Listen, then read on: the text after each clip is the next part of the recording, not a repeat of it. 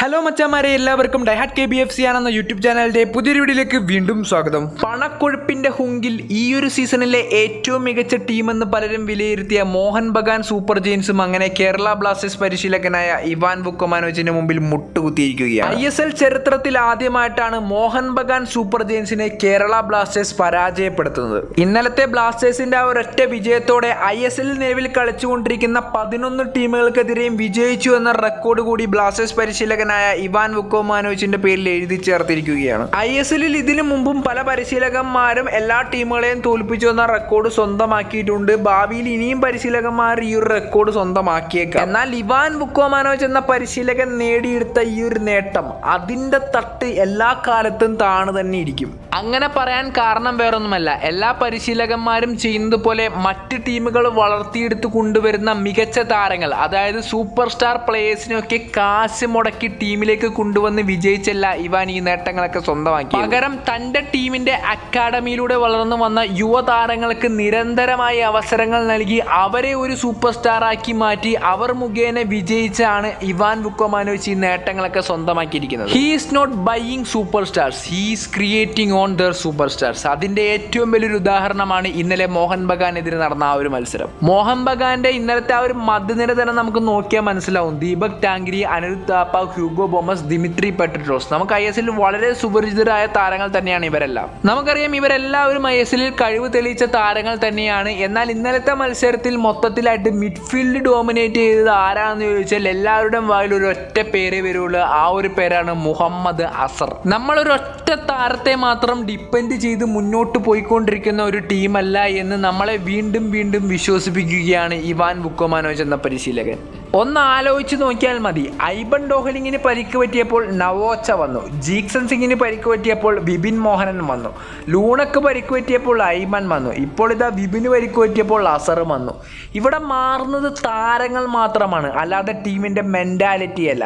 ആ mentality keep ചെയ്യാൻ നമ്മളെ സഹായിക്കുന്നതും നമ്മുടെ ആശാൻ തന്നെയാണ്. അത് തന്നെയാണ് നമ്മുടെ ടീമിൻ്റെ ഏറ്റവും വലിയൊരു വിജയവും. ആശാനെ പോലെ തന്നെ നമ്മൾ എടുത്തു പറയേണ്ട മറ്റൊരാളാണ് നമ്മുടെ പുതിയ ക്യാപ്റ്റനായിട്ടുള്ള മാർക്കോ ലെസ്കോവിച്ചിനെ പറ്റി. എന്തുകൊണ്ടാണ് നമ്മൾ 2020-21 ISL സീസണിൽ ISLന്റെ ഫൈനൽ വരെ എത്തിയത് എന്നുള്ള ചോദ്യത്തിന്റെ ഉത്തരമാണ് മാർക്കോ ലെസ്കോവിച്ച് എന്ന പേര്.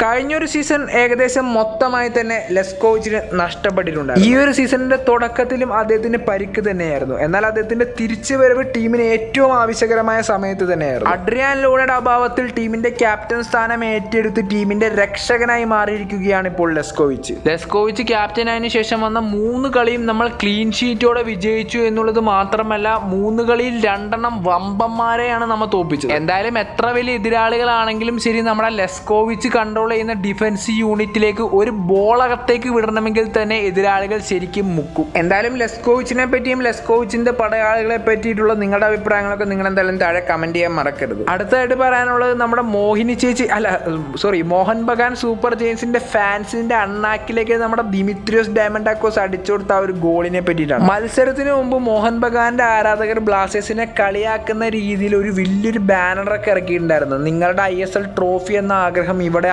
അവസാനിക്കുന്നു എന്ന രീതിയിൽ. ഈ മതം പൊട്ടി ആന കുത്താൻ വരുമ്പോൾ നെഞ്ചും വിരിച്ച് നിൽക്കും എന്നൊക്കെ പറഞ്ഞിട്ടില്ലേ, അതായിരുന്നു ശരിക്കും മോഹൻ ബഗാന്റെ അവസ്ഥ. പക്ഷെ ആന വന്ന് കുത്തിക്കൊന്ന് മലർത്തിയിട്ടുണ്ട് പോയി. എന്തായാലും മതം പൊട്ടിയ കൊമ്പൻ നമ്മുടെ ദിമിത്രിയോസ് തന്നെ. എന്നാലും എൻ്റെ പൊന്നു ഡിമി, ഈ കളിയൊക്കെ എവിടെ ഒളിപ്പിച്ച് വെച്ചിരിക്കുന്നത്?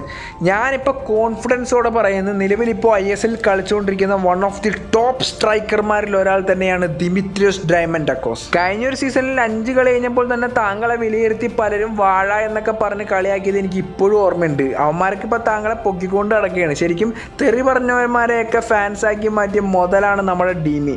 അത് തന്നെയാണ് താങ്കളുടെ ഏറ്റവും വലിയൊരു വിജയം. എന്തായാലും ഈ ഒരു സീസണിൽ ഗോൾഡൻ ബൂട്ട് റേസിൽ ഇപ്പോൾ 7 ഗോളുകളുമായി മുമ്പിൽ നിൽക്കുകയാണ് ദിമിത്രിയോസ് ഡയമണ്ടാക്കോസ്. എന്തായാലും ദിമിയുടെ ഈ ഒരു സീസണിലെ മിന്നും ഫോമിനെ പറ്റിയിട്ടുള്ള നിങ്ങളുടെ അഭിപ്രായങ്ങളൊക്കെ നിങ്ങൾ എന്തായാലും താഴെ കമന്റ് ചെയ്യും. ഈ ഒരു വീഡിയോ എന്തായാലും ഞാനിവിടെ അവസാനിപ്പിക്കുകയാണ്. വീഡിയോ ഇഷ്ടപ്പെട്ടെങ്കിൽ ലൈക്ക് ചെയ്യാനും ഷെയർ ചെയ്യാനും സബ്സ്ക്രൈബ് ചെയ്യാനും മറക്കരുത്. മറ്റൊരു വീഡിയോ ആയിട്ട് നമ്മൾ വീണ്ടും കണ്ടുവരായിരിക്കും. By, stay tuned.